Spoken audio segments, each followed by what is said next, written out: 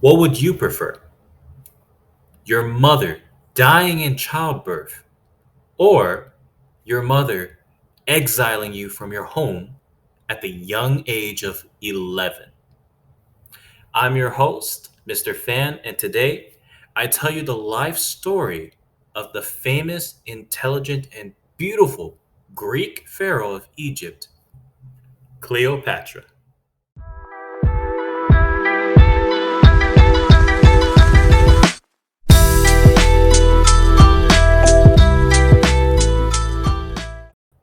When it comes to a good story, especially historical ones, background is key. Context is everything. You see, it wasn't Cleopatra's fault that she was forced to leave her homeland. In fact, like you and me, the start of her life were not in her hands. She wasn't born into the royal family during a time when Egypt was a powerful sovereign state, a beautiful golden pyramid in a fertile delta. No, she was born to a vassalized Egypt, one where the shadow of Rome was gradually spreading over the dunes. In order to tell the story of Cleopatra, I must start with her parents, because sadly, the actions and the sins of the parents do pass on to the children. Now, before I continue, I need to mention the fact that there are a lot of Cleopatras and Ptolemies. So moving forward, whenever I bring up a character whose name is either Cleopatra or Ptolemy, I will then henceforth represent them by using their relationship to Cleopatra the seventh Philopater, the Cleopatra. Now, here's a fan fact for you. While I was researching Cleopatra's lineage to confirm that Cleopatra is not black, video link in the description, of course, I discovered that it was actually her mom that is considered the more legit parent. You see, Cleopatra's grandfather, Ptolemy the Ninth, did not produce any legitimate heirs. Legitimate? What does this mean? Did he intermingle with native Egyptians? No, it simply meant that he did not have kids with his queen slash co-regent, the official partner to his throne. Instead, all of the grandfather's children were spawns of either Greek concubines or divorced Greek women. This is an important detail later. So, in the interest of time and the fact that what happened to the grandfather does not directly correspond or relate to Cleopatra in any known way, I'm not going to go into detail on what happened.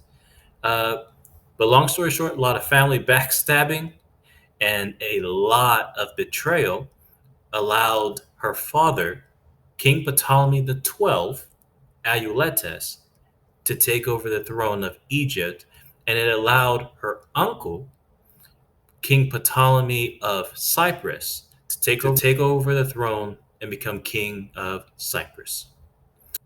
Now, Cleopatra's father had a problem. As I mentioned earlier, he was not considered a legitimate heir of Cleopatra's grandfather, Ptolemy the Ninth. So, in order to solve this problem and strengthen his claim on the throne, he married one of his relatives, Cleopatra the Fifth, who is the assumed mother of the Cleopatra of Egypt, Cleopatra the Seventh. Now, when I came into this video, I was under the assumption that the problem was with the mother's legitimacy, not the father's legitimacy. Turns out it's a complete reverse. Even though the records don't indicate specifically who Cleopatra V's parents were and her lineage, it is mentioned amongst Roman accounts such as Cicero that she was the one that was pure Greek, purely of the line of Ptolemy, fully inbred. So there was no mixed ethnicities with her at all. Now, despite this attempt at legitimacy and securing his authority as the rightful ruler of Egypt, Cleopatra's father still had a big issue. You see, the chips had already been setting in, and day by day, the Roman Republic was gaining in power and influence.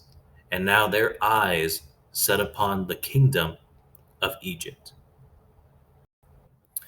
There was a growing number of Romans, such as the famous Marcus Licinius Crassus, one of the members of the powerful triumvirate who wanted to annex Egypt.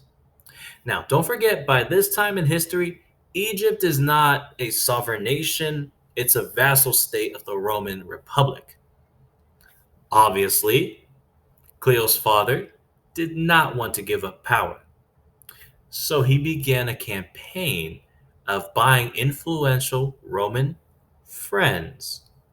One of these friends was Pompey the Great, another member of the powerful triumvirate. But you see, there's a problem with bribes. And the problem is simple: they're expensive and they give all the power to the person that you are bribing. So, regarding the first problem of being expensive, where do you get the money to pay for ridiculously high bribes? By heavily taxing the people you rule over, of course, and taking massive loans from prominent Roman bankers such as Gaius Rabirius Postumus, which, means more power to the Roman Republic. With no surprise to anyone, the Egyptian population were furious. Are you starting to see the powder keg slowly but surely forming? All that it would take was a spark, and that spark came in 58 BC. You see, after providing extensive gifts and making a lot of influential Roman friends, Cleopatra's father finally convinced the Roman Republic to back away from Egypt and consider them an equal ish ally. They're not going to touch Egypt yet. Instead, they turned their attentions to Cyprus. Now, what happened next was the island of Cyprus would be annexed into the Roman Republic, and instead of being exiled and lose the position of king, Cleopatra's uncle instead took his life into his own hands. Upon hearing the death of his brother, Ptolemy XII did nothing. The Egyptian population had enough of this weak ruler, of this man who was bankrupting the country. An uprising formed, and long Cleopatra's father and Cleopatra was forced to flee the country to Rome for their safety. They were replaced by Berenice the Fourth and Cleopatra the Sixth, also known as Cleopatra Tryphena.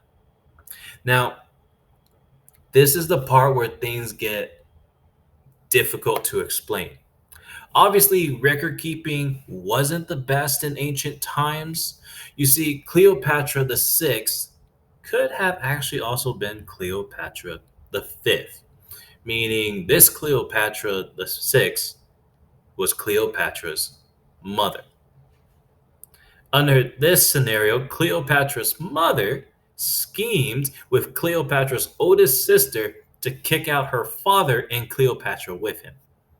Confused yet? Well, that is scenario one. The second scenario is Cleopatra the Sixth is a completely different woman. So, in relations to the Cleopatra, the stepmom, that would make Berenice and Cleopatra half siblings. But there's also scenario three, because why keep it simple? Scenario three is Cleopatra the Sixth is actually the sister of Berenice, making her the daughter of Ptolemy the 12th and the older sister or the oldest sister of Cleopatra. They also could have technically been step siblings. Are you still with me so far? Anyways, after getting kicked out, so began the 3 year exile.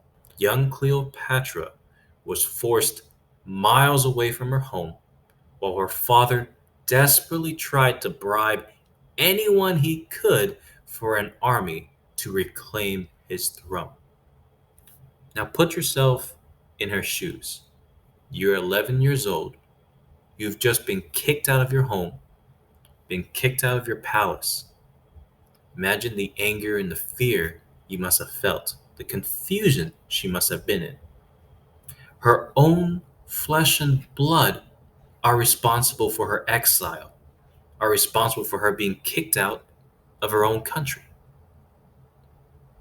Now, a safe assumption to make here is in this moment, she must have realized family is probably not the most important thing. Thank you so much for watching this video. If you want to be notified when the next video is dropped, please hit the subscribe button and click that notification bell icon. Instead of going for 30, 45-minute videos, I'm going to try to keep things around the 10, 15-minute mark in the interest of your time, because your time is precious. With that said, I hope you have a wonderful day. And if you have any recommendations or any suggestions for me to do a video in the future, please let me know. Bye.